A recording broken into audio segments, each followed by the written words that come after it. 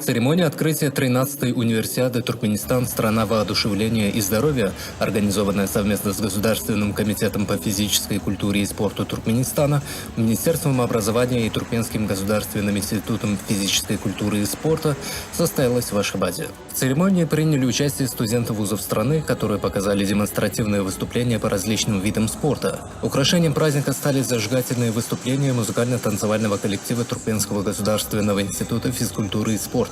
В программу мероприятия включены соревнования по 22 видам спорта, среди которых легкая атлетика, плавание, шахматы, теннис, баскетбол, гандбол, вольная борьба, футзал, самбо, греко-римская борьба, дзюдо, стрельба по мишеням, национальная борьба, футбол, баскетбол 3х3, бадминтон, велоспорт и другие.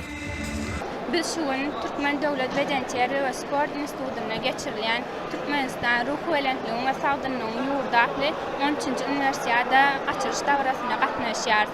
Men bu davara yığınlaq geçik uğruwayınça qatnaşyan.